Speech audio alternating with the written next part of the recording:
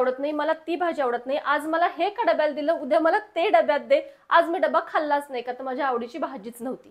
मुलांच्या काय या सगळ्या तक्रारी नेहमी चालूच राहणार आहेत. त्यामुळे आपण नेहमीच नवीन नवीन रेसिपी शिकायलाच हव्यात.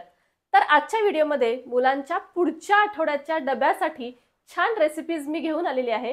तुमच्या सुद्धा मुलांचा पुढच्या आठवड्याचा डबा तुम्ही असाच प्लॅन करा, बघा कसा झटपट फिनिश होतो ते. तर चला मग आजच्या रेसिपीजना, डब्याच्या रेसिपीजना सुरुवात करूया. मेथीची भाजी मुलांना अजिबात आवडत नाही आणि आईचं असं असतं की तू खा, पौष्टिक आहे.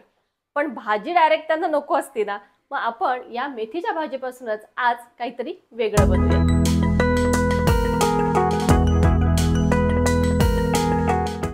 इथे मी एक मेथीची जुडी स्वच्छ धुवून घेतलेली आहे आणि त्याबरोबर 1 वाटी पोहे भिजवलेत.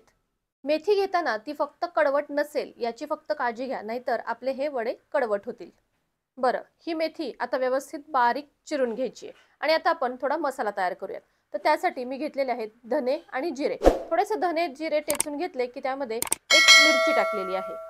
चला आता आपण वड्यांची तयारी करून घेऊयात. तर आता ही बारीक चिरलेली मेथी, त्यामध्ये उभे चिरलेले 2 कांदे आणि मगाशी जे आपण पोहे भिजवले होते ना ते देखील मिक्स केले. यामध्ये थोडे मसाले मिक्स करूयात तुमच्या मुलांच्या आवडीप्रमाणे. आधी थोडीशी लाल मिरची पूड टाकलेली आहे मी आणि मगाशी जे आपण वाटण तयार केलं होतं ना ते टाकलं. हळद, धनेपूड आणि थोडीशी आमचूर पावडर आणि मीठ, हे सगळे जिन्नस एकत्र करून घ्यायचे. व्यवस्थित मेथीला हा सगळा मसाला लागायला हवा आणि थोडंसं त्यानंतर बेसन पीठ ऍड केलेलं आहे. आता हे सगळं मळून घेताना अजिबात पाणी वापरायचं नाही. मेथीच्या अंगात जेवढं पाणी असतं ना त्यामध्ये हे पीठ बरोबर भिजतं. अंदाजे हा वडा आपल्याला असा व्यवस्थित वळता येईल इथपर्यंतच बेसन पीठ टाकायचं, जास्त नाही टाकायचं. तर पहा असे छानपैकी वडे मी तयार करून ठेवलेले आहेत. आता हे शालो फ्राय करा किंवा डीप फ्राय करा तुमच्या आवडीप्रमाणे. मी थोडंसं अगदी तेल इथे पॅनमध्ये टाकलेलं आहे आणि शालो फ्राय करून घेणार आहे. थोडासा मोठा पॅन घेतला तर एका वेळी 6 ते 7 वडे फ्राय करता येतात. दोन्ही बाजूंनी गोल्डन ब्राऊन कलर येईपर्यंत फ्राय करण्यासाठी 5 ते 7 मिनिटं फक्त लागतात. तर पहा माझे हे वडे व्यवस्थित फ्राय करून झालेले आहेत. एक वडा जवळून दाखवते तुम्हाला. पहा अगदी मस्त क्रिस्पी वडा आपला तयार झाला. सॉस बरोबर आवडत असतील तर सॉस बरोबर, चटणी बरोबर किंवा साध्या दह्याबरोबर सुद्धा हे वडे अगदी उत्तम लागतात. झटपट डबा तयार.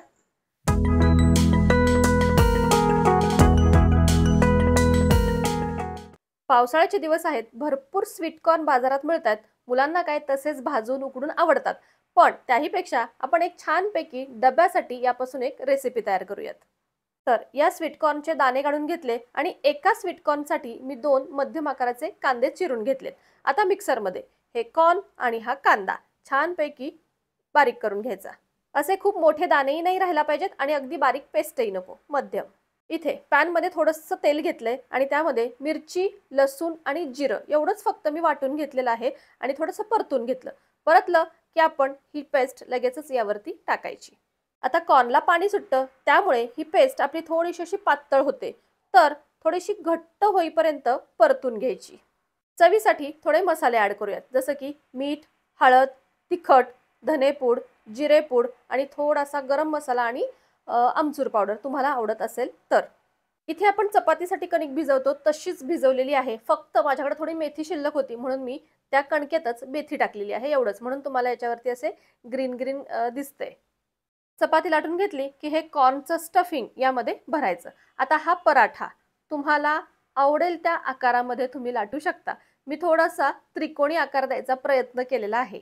एवढा काय आकार मला लाटताना जमला नाही, पण आकार कोणताही असो टेस्टमध्ये काही फरक पडणार नाहीये.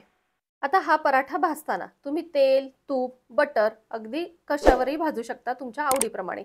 मी थोडंसं तेल लावणार आहे आणि तेलावरच मस्त खमंग भाजून घेणार आहे. पहा भरपूर स्टफिंग भरलेला असा मस्त आपला पराठा तयार झाला. पहा तुम्हाला आतमध्येही दाखवते, संपूर्ण आपलं स्टफिंग भरलेलं आहे. आता हा पराठा डब्यामध्ये सॉस किंवा दही कशाबरोबरही देऊ शकता. झाला डबा तयार.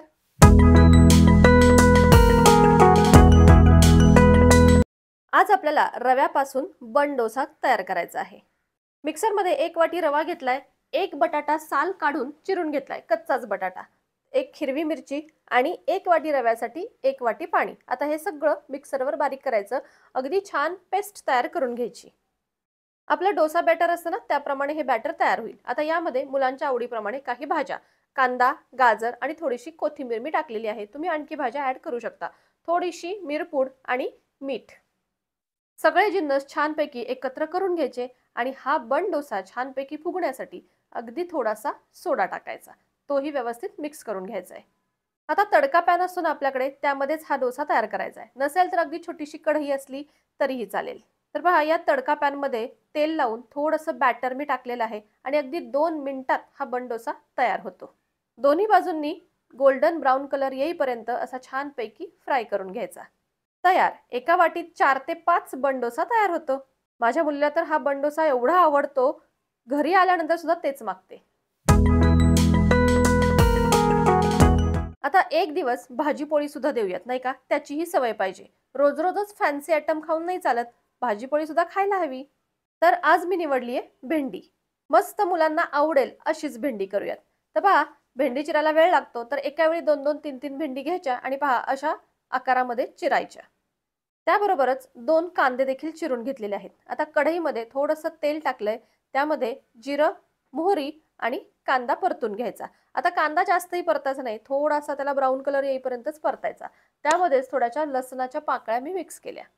सगळं छानपैकी असं परतून घेतलं की त्यामध्ये ही चिरलेली भेंडी. आता भेंडी टाकल्यानंतर गॅस थोडासा मोठा करायचा आणि भेंडी परतून घ्यायची, म्हणजे ती चिकट होणार नाही. आता इथे थोडेसे मसाले ॲड करूयात, जसं की हळद, थोडंसं तिखट, धना पावडर, जिरे पावडर असली तर तीही टाका आणि चवीपुरतं मीठ. तर या स्टेजला तुम्ही मॅगी मसाला जर तुमच्या मुलांना आवडत असेल तर तोही मिक्स करा, खूप छान टेस्ट येईल. आता भेंडी बरोबर चपाती हवीच, नाही का? तर चपाती देखील लाटून घेतली. भेंडी कोवळी असेल तर 5 मिनिटात शिजते. तर पहा, आपला सकाळचा डब्बा तयार झाला.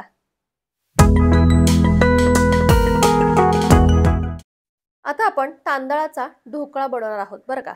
तर त्यासाठी अर्धी वाटी रवा घेतलाय, थोडंसं अगदी चवीपुरतं मीठ आणि 1 चमचा साखर. हे सगळं मिक्सरवर बारीक करून घ्यायचं. आता तांदूळ मी रात्रीच भिजत घातले होते. 1 वाटी तांदूळ घेतलेत. तुमच्याकडे वेळ नसेल तर अगदी सकाळी 1 तासभर तांदूळ भिजवले तरी देखील चालतात. तांदळातलं पाणी व्यवस्थित निथळून घेतलं आणि आधीचे जे जिन्नस आपण बारीक केले होते त्याचमध्ये हे तांदूळ मिक्स केले. यामध्ये थोडंसं दही टाकलं, 1 अर्धी वाटी फक्त दही टाकलं आणि आता हे सगळं मिक्सरवरती फिरवून घेतलं आणि छान आपलं जे ढोकळ्याला बॅटर आपण तयार करतो ना, त्या पद्धतीने हे बॅटर तयार झालं. चवीसाठी जिरं आणि मिरचीची फोडणी. मुलांना मिरची आवडत नसेल, म्हणजे तिखट आवडत नसेल तर ही फोडणी स्किप करा. फक्त जिरे आणि कढीपत्त्याची फोडणी द्या. आता ढोकळा छान स्पॉन्जी व्हायला हवा, यासाठी थोडासा इनो मिक्स केला. आता इथे इनो मिक्स केल्यानंतर आपल्याला लगेचच हा ढोकळा वाफवून घ्यायचा आहे बरं का. तर त्यासाठी आधीच मी पाणी गरम करायला ठेवलेलं आहे. प्लेटला थोडंसं तेल लावून घेतलं आणि यामध्ये प्लेटमध्ये बसेल इतकं बॅटर ओतलं. थोडीशी गार्निशिंगसाठी अगदी थोडीशी लाल मिरचीची पावडर याच्यावरती टाकलेली आहे. आवडत असेल तर कोथिंबीर देखील यावरती तुम्ही टाकू शकता. आता पहा, पाणी माझं छान उकळलेलं होतं. लगेचच हा ढोकळा वाफवून घेतला. ढोकळा तयार होतोय तोपर्यंत आपण एक चटणी तयार करून घेऊयात. तर उडीद डाळ आणि चणा डाळ मी तेलामध्ये परतली. त्यामध्ये मिरची, लसूण आणि कांदा टाकला, कढीपत्ता टाकला आणि छान परतून घेतलं. परतलं की यामध्ये 1 टोमॅटो उभा चिरून मिक्स केला आणि हे सगळं गार झाल्यावर मिक्सरवरती बारीक केलं. पहा, अशी आपली ही चटणी तयार झाली. कढीपत्ता आणि जिरे याची मी फोडणी दिलेली आहे.